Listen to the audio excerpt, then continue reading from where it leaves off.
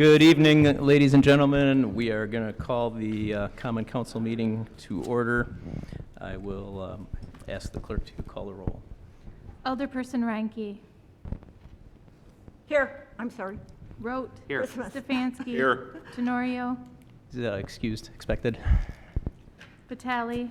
Here. Weigel. Here. Gresham. Here. Haas. Here. Keen. Here. Lysick. Here. 9 present, 1 excused. Okay, we have a quorum. Please rise if you are able and join us in the Pledge of Allegiance, which will be led this evening by Alderperson Reinke. I pledge allegiance to the flag of the United States of America and to the republic for which it stands, one nation, under God, indivisible, with liberty and justice for all. Okay, moving on to item D, we have 2 public hearings this evening, and I will ask the clerk to read out public hearing number 1. Resolution to confirm and adopt the report of the city engineer containing the schedule of proposed assessments for improvement of South 65th Street from West Greenfield Avenue to West National Avenue and South 66th Street from 100 feet south of West National Avenue to West Mitchell Street by concrete reconstruction with miscellaneous sidewalk repair, miscellaneous driveway repair, storm sewer relay, sanitary sewer relay, water main relay, building services, and utility adjustments. Thank you. Mr. Daniels? Thank you, Mayor Devine. All right, this is the hearing for 65th and 66th Streets. Here are the limits for 65th Street from Greenfield to National Avenue. And then 66th Street, halfway down the block from National all the way to Mitchell. A portion to the north was already done in 2008. Here's some pictures of what 65th Street looks like. This pavement was originally put in 1925, resurfaced in 1975, so the concrete from 1925 is still underneath there, and it's 96 years old at this point. Here's a picture of 66th Street from 1949, an aerial photo showing the concrete from 1926, which at that point was just a few years old.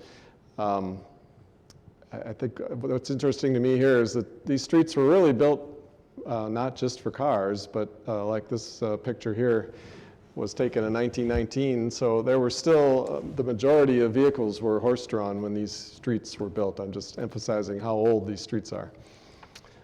Here's some pictures of 66th Street. This is what we call alligator cracking. It looks like an alligator. There's far too many cracks here to seal. The road is completely gone. You can't maintain a road that is this far gone. This project was kind of adopted by MMSD and the EPA as part of their Greening America's Communities. So we're going to experiment with putting in some permeable pavement and bioswales, which MMSD is willing to pay for, which will then help us meet our goals with the DNR. So there will be some permeable pavement in the parking lanes that looks like this, and then there will be some bioswales that look like this. At certain places. There'll be one right at Lapham. There'll be some by the parking lot south of Lapham. The purpose of these is to let the rainwater infiltrate to the ground, like in this diagram to the right. So we'll have a couple of these on 65th and on 66th Streets. On top of that, we're going to be replacing all of the sewer underground. The water main is from 1913 to 1928, so it's up to 108 years old. That'll be replaced. We're going to put in new copper water services up to the sidewalk. So the public portion of the service to the house will be replaced. The lead will be replaced. I don't want to promise at this point that we're going to replace it all the way to the house because we have not gotten the grant that we would need to do that. But that is a definite possibility. We're putting in more storm sewer. A lot of these bioswales actually have underdrain that we need some more storm sewer. We're replacing most of the sanitary sewer from 1909 to 1938, so that's up to 112 years old.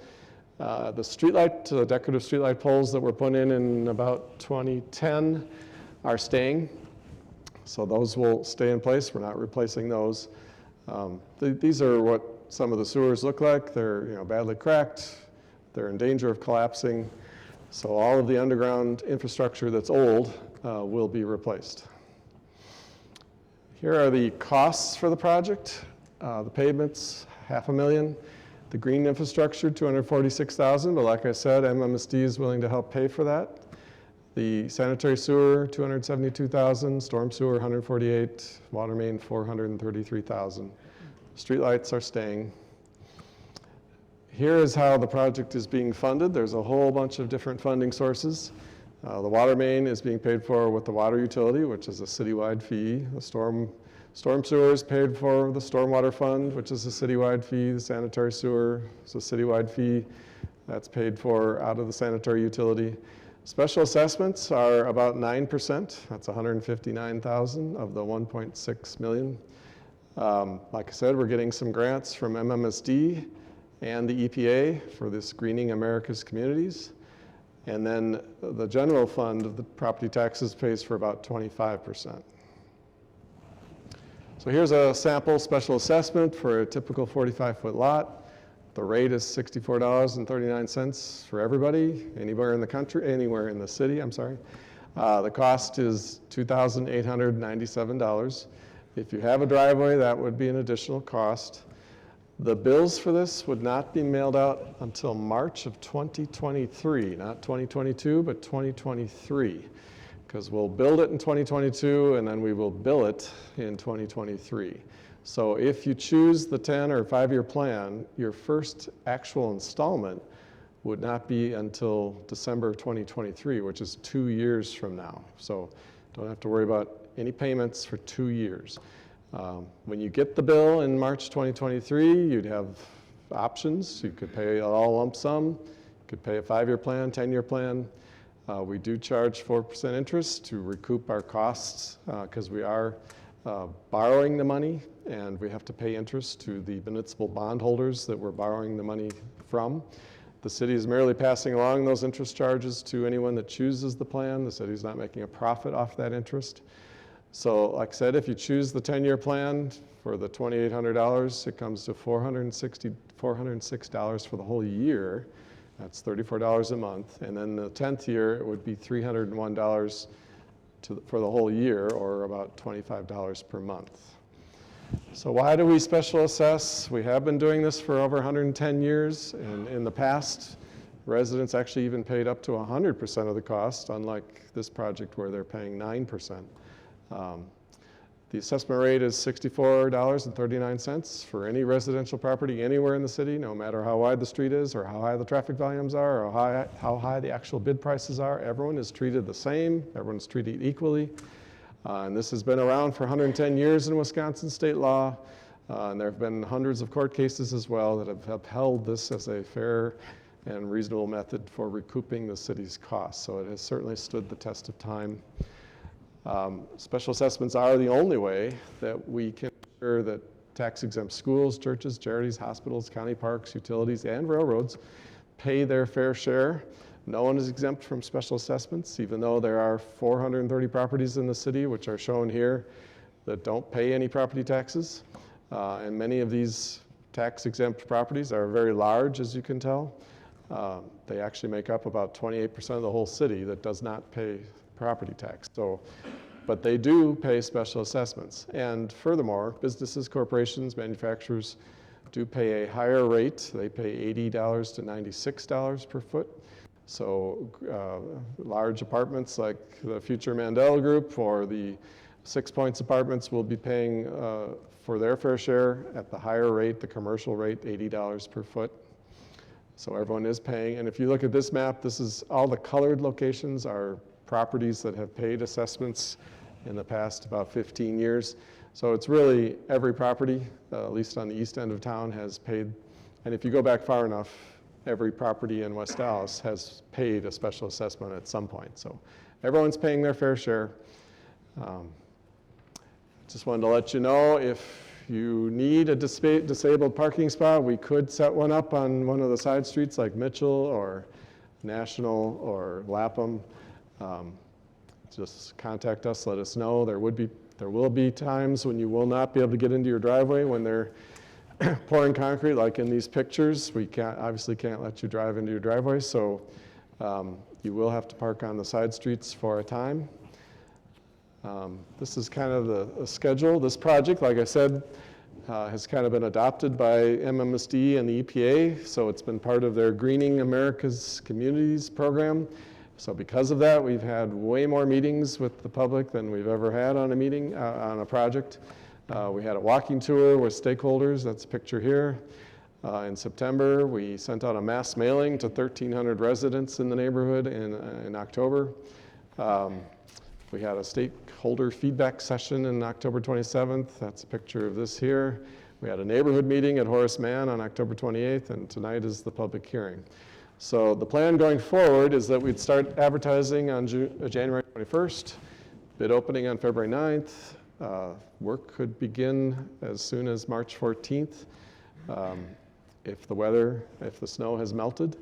We're getting as early a start as possible because we know that the farmer's market will open on May 1st. The road will not be open for the farmer's market, but there's usually not a lot of customers in May and June, so the plan is to get the road done before the lion's share of the farmer's market season, so we hope to get it done in July.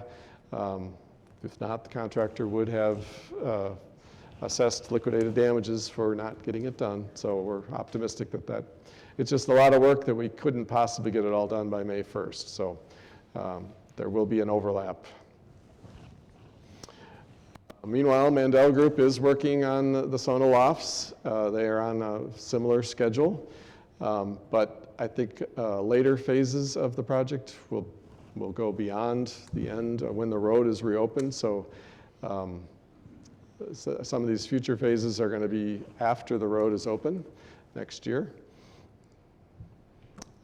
And if you need more information, you can always sign up for our weekly emails that get sent out. If you go to our website, look for construction in progress. We send this out at least every week, sometimes even more frequently. You can get the summary of the project, status, road closures, schedules, who to contact. So that's all on a weekly email that we send out. So that's it for this. If there's any questions, we'll hear them now. Thank you for the presentation, Mr. Daniels. Are there questions from the members of the council? Okay. Seeing none from the council, are there any questions or comments from the members of the audience?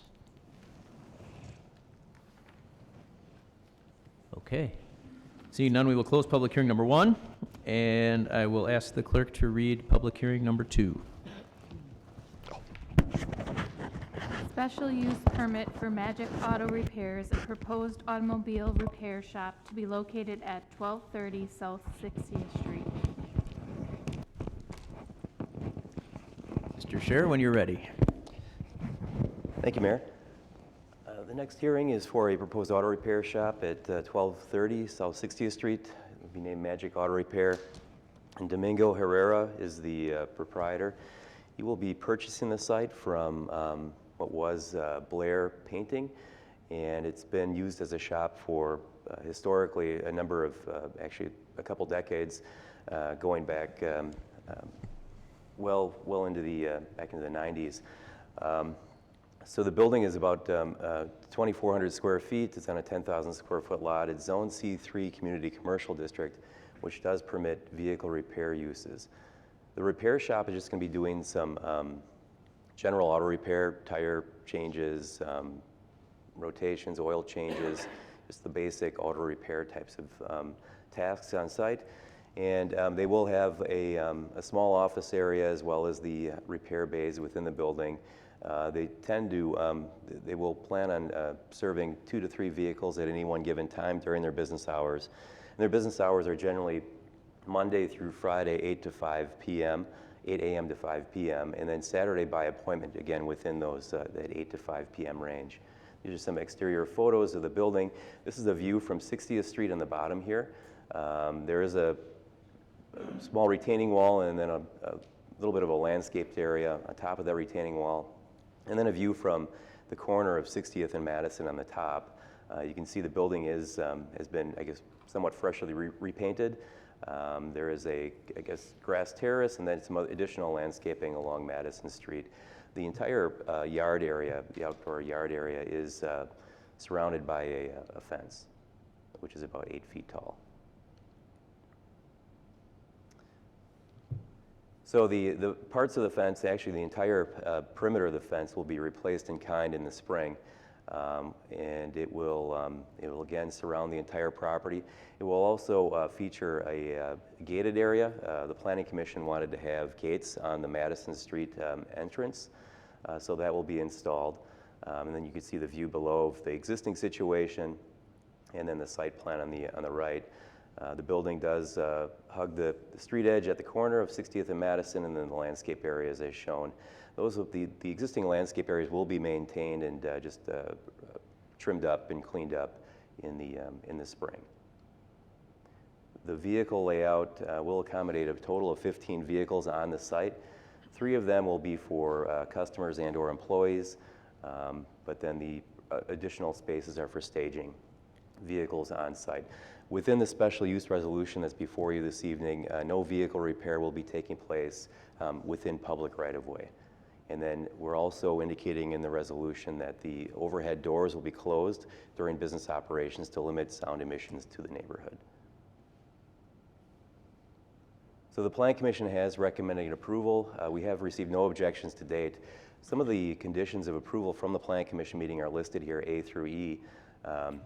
Just to give you a little sense of what the Plan Commission was looking at. In terms of the fencing, just getting fencing details about the replacement fencing that's going to be going up in the springtime. Just indicate the height and the type. It will not exceed 8 feet in height, but otherwise would be wood and/or with some chain link and slatting for some of the gates. The gates will be kept closed during non-business hours, and then the location of the refuse area will either be within the building, or if it is outside, it will be on the northwest corner of the site, again within that fenced area, so it would not be visible from street frontages or from surrounding properties. The building overhead doors, there's one on the back side of the building which will be used for access to the repair bay. Those again will be kept closed during business operations. And then if any new lighting is proposed for the property, the Plan Commission wanted to ensure that a lighting plan is submitted for review. So that concludes my portion of this public hearing. Thank you. Thank you for the presentation, Mr. Scher. Are there any questions from the members of the council on public hearing number 2? Okay, seeing none, are there any questions or comments from the members of the public on public hearing number 2? Seeing none, we will close our second public hearing, and we will move on to item E, citizen participation. This is the opportunity for the council to receive information from members of the public during this 30-minute period. Each speaker must announce their name and address, and we ask that you limit your comments to no longer than 5 minutes. Please sign in at the podium up here, up front. And the council cannot take action on the topics raised by the speakers, nor will they go into discussions on the topics raised by the speakers. Just our opportunity to listen. Is there anybody that wishes to address the council under citizen participation this evening?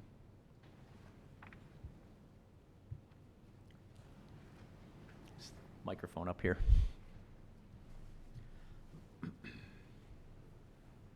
Hello, my name is Deborah Morin.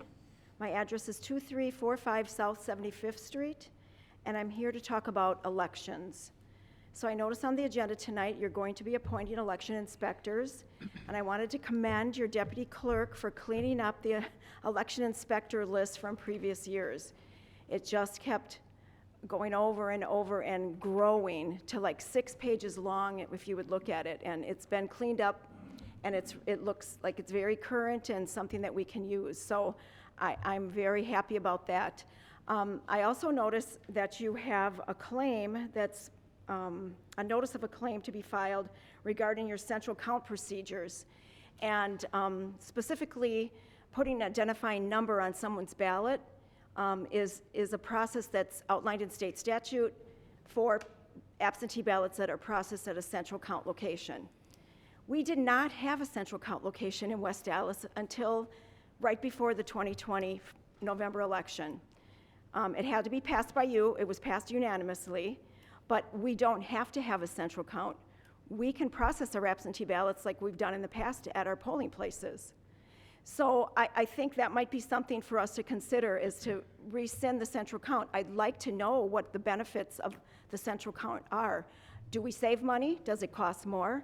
What's the, the cost-benefit analysis on having a central count as opposed to processing absentee ballots in the polling place? Which leads me to 2 more election items, and one is the reduction of polling places.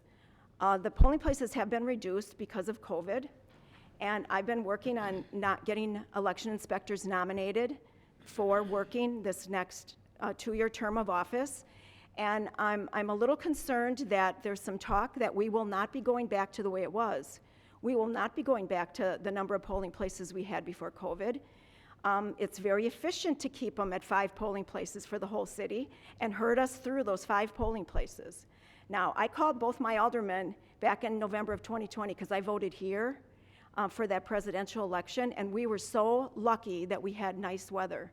But I was around the side, circled the city hall around the sidewalk, and I called them and I said, if you want to see what voter suppression looks like, come down to City Hall right now, because you can see what's happening down here when we consolidated the polling places. So I know that the clerk, when I spoke with the clerk and other clerks around the state, it is more efficient to have fewer polling places, and that's from an election administrative perspective. It's easier, it's more efficient for the clerks.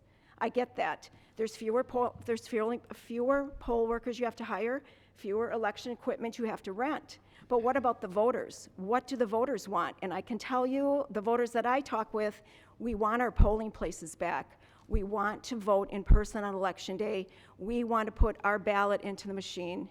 We want a number of polling places where we're not standing and waiting in line forever and a day in order to vote. And so that's something that, and here's the kicker. You're the decision maker on the number of polling places. According to the state statutes, in 5.25, the number of polling places is determined by the municipal governing body, which is you. So you get to determine how many polling places we have, just like you determined that we wanted a central count. So now you get to determine if we're going to keep the polling places reduced to 5, or if we're going to expand it again and try to get more election day polling places. And as a voter, that's what I'm asking you to do. The other thing is this whole thing about central count.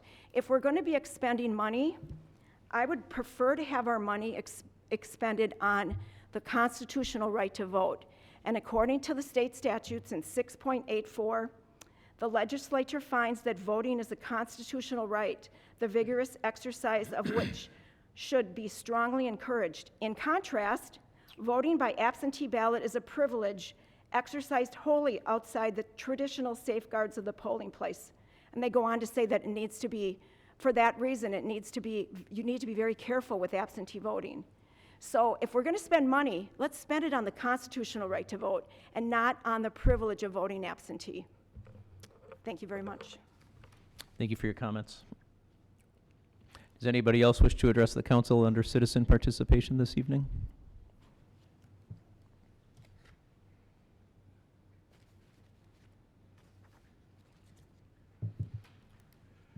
I didn't sign it in yet.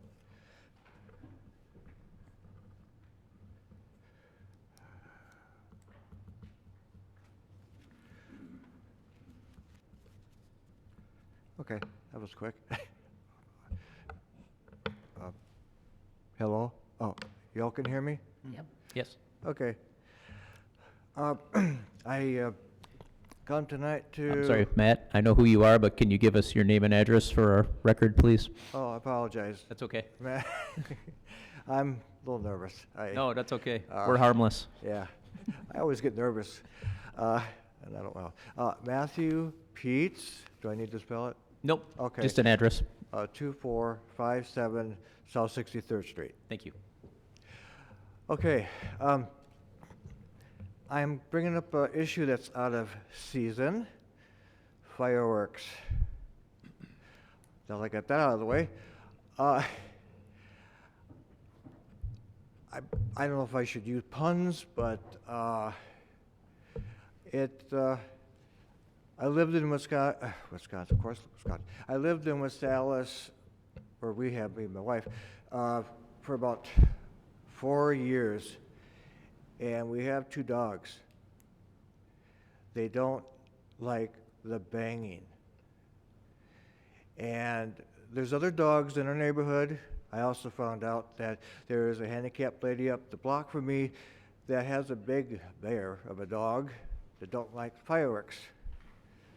One of my neighbors set off one of those apparently quote-unquote illegal fireworks in the alley. I called West Allis, took them a half hour to get there. I feel very sorry for the police department around the 4th of July.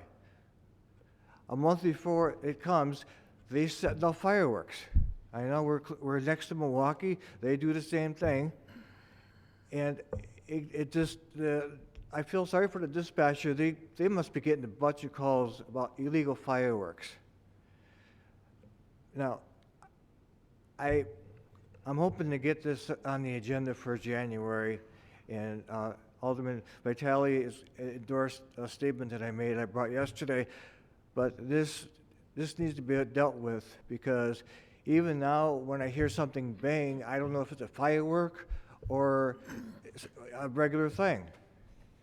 And I know, I'm getting a feeling that I've called the companies, the fireworks companies, and I don't know if they are trying to get around the state law or if they don't understand, or I don't know. I'm still going to be talking to them in January because I kind of laid off because it's Christmas.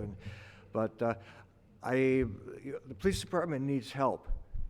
They need help from us citizens to be able to find these people, and whatever the police department says we should do for evidence to hold them accountable. And on the other side, that we, council, should set up something that can strike a balance, that if they want to do it, because obviously they want to do it, give them a place to do it. Some of them, I assume, don't want to go through the process, or even if they know the process of getting a permit. But let's use the city parks or the county thing. I'm working with the county for this. So, I mean, I don't know if y'all realize how much power you have just being a municipal body, but you have the power to be on the forefront to show the rest of the municipalities that you're taking this seriously and that you're working to get things changed so that everybody is comfortable with the celebration of 4th of July. I love 4th of July. I love seeing the fireworks, but I don't like seeing them in my backyard and having my house shook. It's like, oh great, and my dogs start barking. So I like to see something get done. I'm willing to work. I'm going to be joining an association to work with trying to get these neighborhoods together so we can keep an eye on the people who do this. So I'd like to get stuff done, get it fixed. Great. Thanks for your comments. Is there anybody else that wishes to address the council under citizen participation this evening? Okay, seeing none, we will close citizen participation. We'll move on to item F. Our standing committees will be meeting during recess. Those room numbers are listed on the top of your agendas on page 2. Moving on to item G, the mayor's report. I just want to once again publicly thank all of the departments that worked so hard to put on the Christmas parade, especially under the circumstances with the tragedy in Waukesha that we were supposed to, that we responded to and solidified our route with extra safety and security issues. If any of you were at the parade, you noticed a very heavy police presence and very many vehicles along Greenfield Avenue blocking the access routes. And I'm happy to say that the parade went off with very few incidents, very, very minor incidents. And same with the Chris Kindle Market. I just want to thank all the city staff involved in the pre-work And in the post work, I want to thank the Youth Commission for collecting donations for the victims in Waukesha, and just thank all the staff for what they've done, not only for the parade, but also just for the course of the year as we come to the end of 2021. That's all I have for the mayor's report this evening, is just a huge thank you. So I will conclude with that and move to item H. Are there any reports from the alderpersons?